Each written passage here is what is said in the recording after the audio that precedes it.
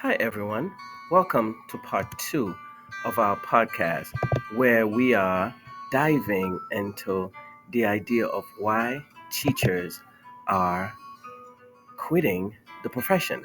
Today, we are going to talk about part two about the teachers who stayed. Those are the stories of schools where things went wrong, and you may have heard pieces of your own stories in them. If so, I hope you're finding some validation in them, an affirmation that you're not the only one. On the other hand, you may be someone in school leadership who is here to learn how to avoid something like this happening in your school or to stop it if it's already started. That's where we'll turn next to examine what is going on right in schools where teachers have stuck around.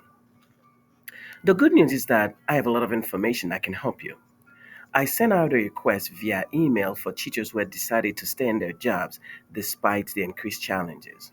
While I'm aware that there are many reasons why a teacher might choose to stay in teaching, including financial need, loyalty to or support from colleagues, or feeling of duty to students and community that outweigh the difficulty, for the purpose of this piece, I specifically asked to hear from those who stayed mostly because of supportive decisions the administrators had made, because those are practices that can actually be replicated in other schools. So in those 2 days, I got over 200 responses. So, in reviewing these responses, a few of them continue to emerge. Leadership moves that made the biggest difference. And order of frequency is what they were. Number one, appreciation, listening, and emotional support. An overwhelming number of teachers who remained in the classroom talk about the supportive attitudes of their leadership as a key reason they stayed. Even in cases where circumstances remained extremely challenging and not much could be changed, having an administrator who offered genuine appreciation, a listening ear, and emotional support made the difference. While simple tokens of appreciation like food and gift cards helped a lot, it was the overall attitude of administrators that had the biggest impact. This stands in contrast to the administrators described in the stories we shared earlier of teachers leaving. The common denominator in all of them was a callous, ego driven attitude that made teachers feel unappreciated and uncared for. Here is one that really felt too hard, and that's how I feel about my principal. For me, it was my principal, vice principal, and office staff that kept my colleagues and I afloat. My vice principal came up to me and said he knew I didn't care for praise in front of the masses, so he wanted to address me aside and say that I'm neither ignored or unnoticed. He said that I'm doing good work, and he's here to support me no matter what. And so far, he and the rest have kept to their word. They're not perfect, and I don't agree with every decision, but they continually reinforce and share their appreciation for us, while also encouraging us to take time for ourselves. The best thing the leadership in my school did was to listen to the teachers. We are on the front lines and we see problems developing on a day to day basis. When admin listens to the problems we are experiencing and seeks wisdom from us on potential solutions, that is absolutely the most significant factor on why our staff has seen less turnover than other schools. Our administrators started and ended every staff meetings by saying, as a reminder, we are in the midst of a global pandemic. This is not school as usual. This is pandemic teaching and connected to them by, we'll get caught up later. Take a breath. We're going to be okay. Then they ask us to pass that along to our students. Here's another one. We have a new principal this year who actually listens and values the concern of his staff. He is a collaborator who allows his counseling team to make their own decisions. He is open to trying new things and welcomes new ideas. He believes in the professional and personal growth of his staff and wants each person to succeed. He has a why not approach. He gives us credit to others. He's the type of leader who wants to go above and beyond because you feel valued under his leadership. He is a breath of fresh air from the previous administration, and his heart's intention is truly with his students and staff. I wanted to schedule a meeting with during the day to discuss my thoughts about retiring early after 25 years, but he was in negotiations. I was okay with meeting next week, but he took the time to call me at 7 p.m. and we talked for 2 hours. I was doing most of the talking, and never once did it seem like he was trying to get off the phone with me. He listened, empathized, and understood my position. I truly felt valued, and as a result, I'm coming back in August.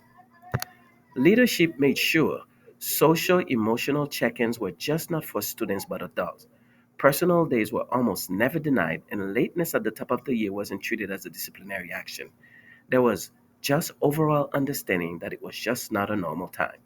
There was vulnerability from the top down about how hard everything is and to do just frankly do our best. The second part that I want to talk about was flexibility with policies and curriculum. Administrators who retained the most teachers were willing to adjust expectations in light of the pandemic rather than obsessing over learning loss or insisting on business as usual. These loosened expectations included curriculum, scheduling, planning, observations, dress codes, and attendance. Rather than tell teachers to just figure it out, those administrators were willing to experiment until they found solutions that made the most sense. Number three, prioritizing physical and mental health. Administrators who have lost the fewest teachers send a clear message that the health of their teachers and students matters. And this is not just lip service. They back it up with meaningful policies and practices that keep everyone physically safe and mentally well. Number four, lightening the load. Many teachers were able to keep going because the administrators met their need for more time. This was done in two ways: taking things off of teachers' plates that were not absolutely necessary, like meetings, duties, special projects, dress code requirements, lesson plan submissions, and standardized tasks, and adjusting the school schedule to build in more planning and collaboration time. Number five, trusting teachers. Just like with all the other factors, this last one is the exact opposite of what happened in schools that lost large number of teachers. Whether or not a teacher feels trusted and respected as a professional makes a huge difference in their job satisfaction, and that often is the determining factor in whether they stick around.